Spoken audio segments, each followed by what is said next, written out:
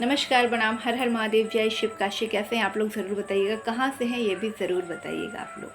आज हम लोग बात करने जा रहे हैं माँ छिन्नमस्तिका के बारे में, जो आप लोगों को बहुत टाइम से वेट था इस वीडियो का, बहुत कमेंट आ रहा था।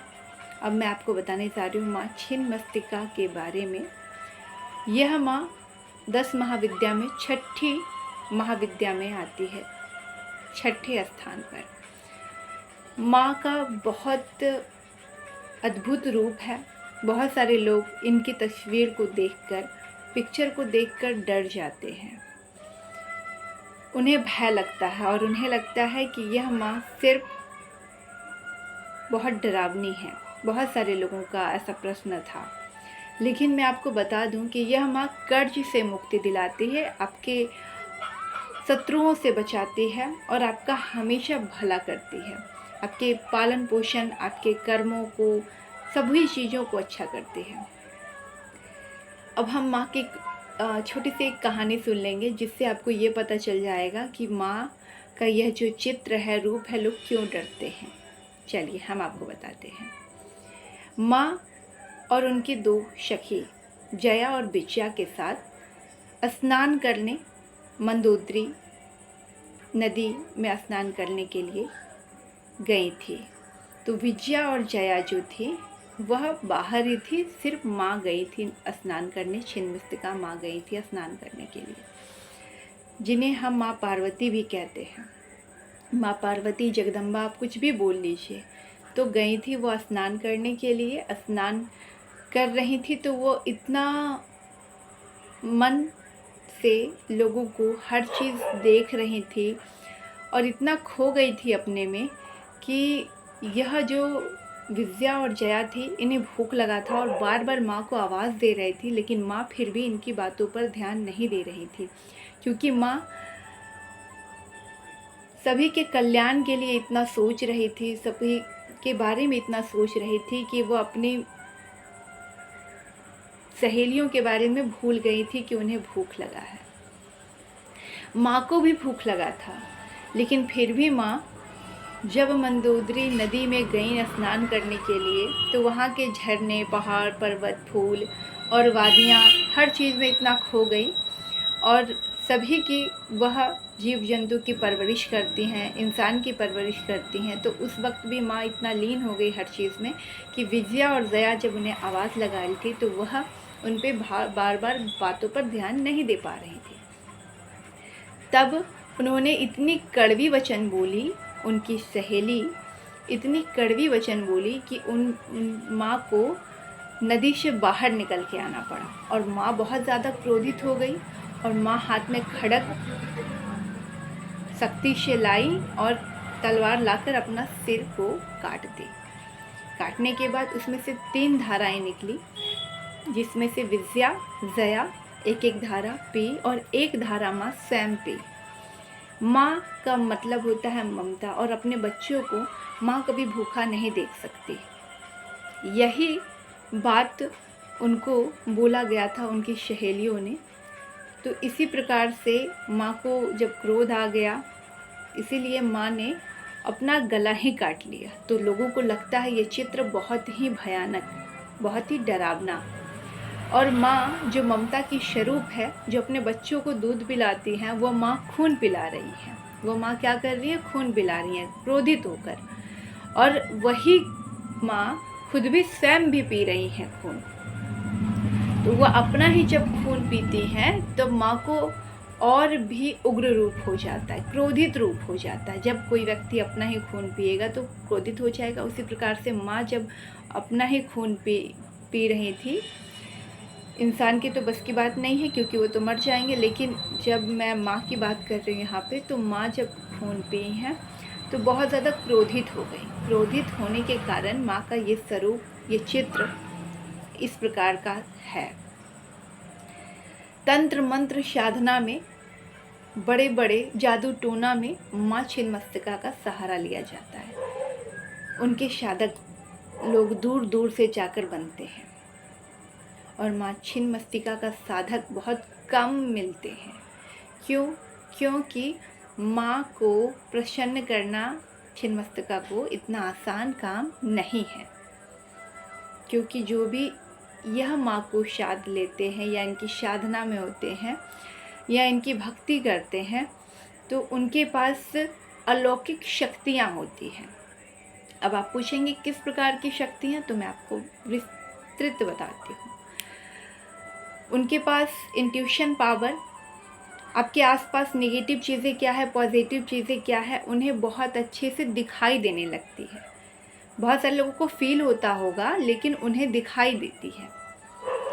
उसके बाद वो जो भी चाहेंगे अपने मुख से बोलेंगे, वो चीज़ें होने लगती है। उन्हें 8 प्रकार का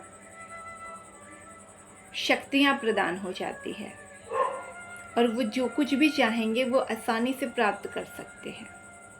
ये सारी चीज़ें साधक के साथ होती है जब कोई भी माँ को प्रसन्न कर लेते हैं तो ये इनकी खासियत है। बहुत सारे लोग देखे होंगे माँ छिन्नमस्तिका को स्त्री और पुरुष कामुकता जब करते हैं तब उनके ऊपर खड़ी है। तो माँ के लिए सभी एक समान है, इस बात को पहले समझिए। दूसरा, माँ कामुकता को भी दिखाती हैं।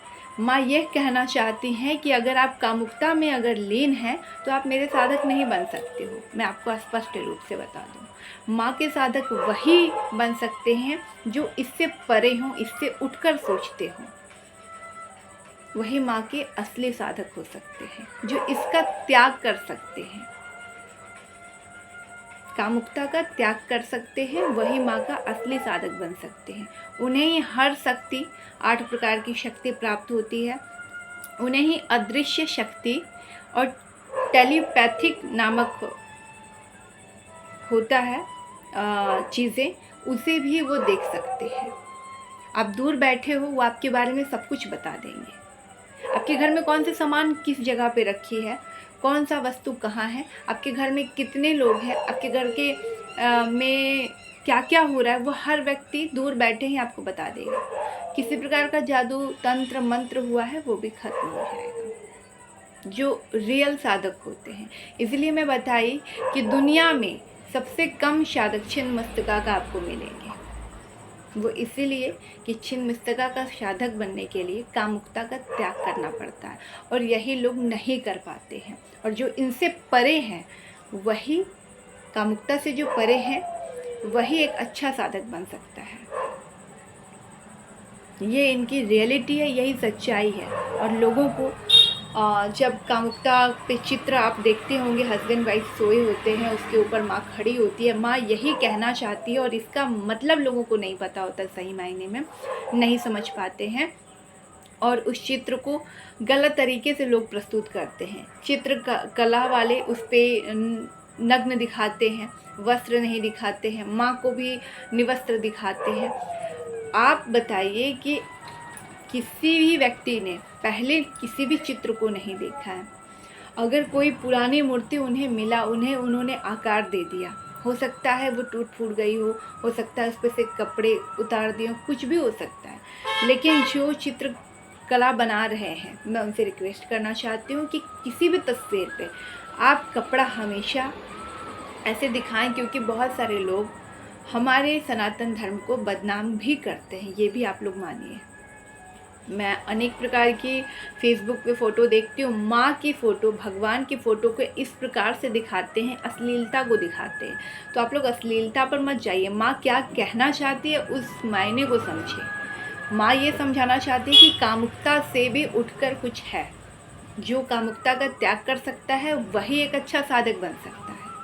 जो भोग विलास में ज़्यादा लीन रहेगा, वो कभी साधना में उनका मन ही नहीं लगेगा, ना वो एक अच्छा साधक बन सकते हैं। मैं जितने भी साधक से अभी तक मिली हूँ, तो वो जो कामुकता का त्याग किए हैं वही एक अच्छा साधक है। बाकी अगर आप अपने जीवन में ये सोचते हो कि हम कामुकता को रख कर और हम किसी भी चीज़ को, इतनी बड़ी शक्ति को हम प्राप्त कर लेंगे, तो आप नहीं कर पाओगे। ये रियल है। और किसी भी तस्वीर को अगर आप देखकर नहीं समझ पाते कि वो क्या दर्शाते हैं, बहुत लोग गलत सोचते हैं माँ के प्रति, तस्वीर के प्रति, और एक दूसरे को जब शेयर करते हैं तभी भी। तो मैं ये कहूँगी कि किसी भी फ़ोटो को अनलीगल तरीके से पोस्ट ना करें। किसी भी देवी देवता का अपमान करके पिक्चर को ना शेयर करें। ऐसे बिल्कुल भी तस्वीर को ना लीजिए। और कहीं से भी आता है तो उस पर तुरंत साइबर क्राइम पे आप रिपोर्ट कर सकते हैं, क्योंकि हमारे सनातन धर्म की बदनामी होती है। तस्वीर वही आप लोग अपलोड कीजिए या फिर एक दूसरे को शेयर कीजिए जो अच्छा हो। बहुत सारे लोग उसे, जैसे एक स्त्री को, एक पुरुष को, इंसान को बदल बदल के बना देते हैं तस्वीर, उसी प्रकार से भगवान की भी पिक्चर के साथ खिलवाड़ होता है।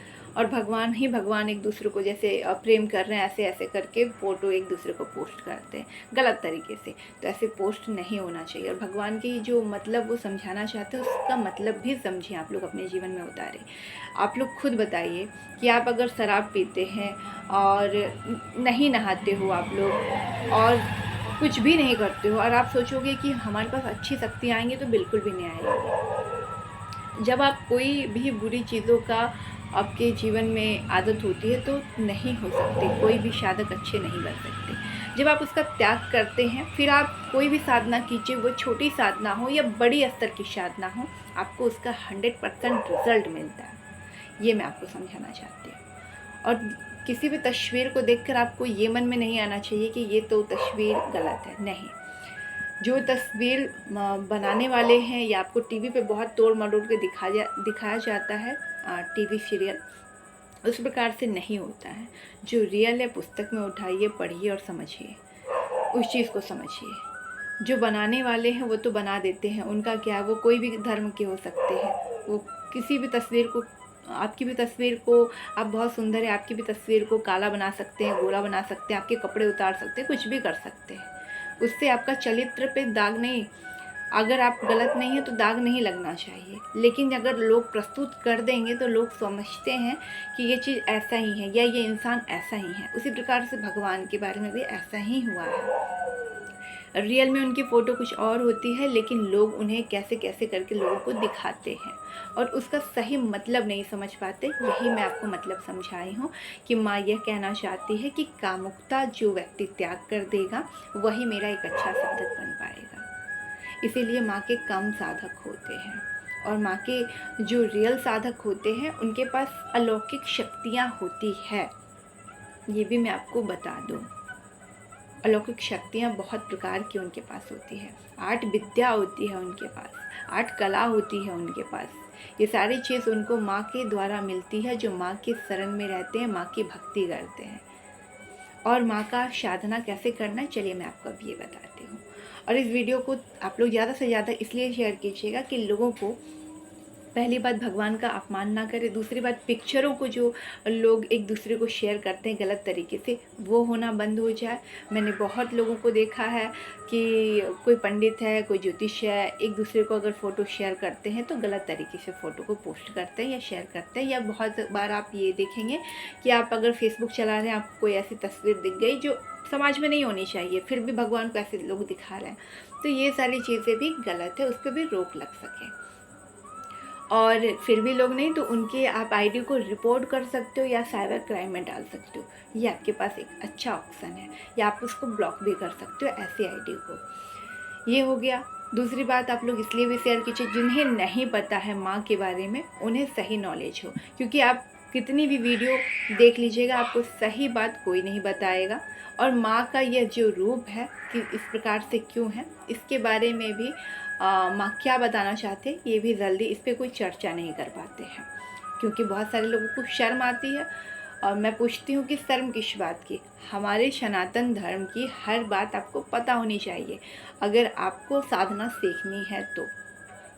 अब ये आपकी नज़रिया के ऊपर डिपेंड करता है कि आप उसके बारे में क्या सोचते हो, क्या देखते हो, कैसे देखते हो, क्यों देखते हो।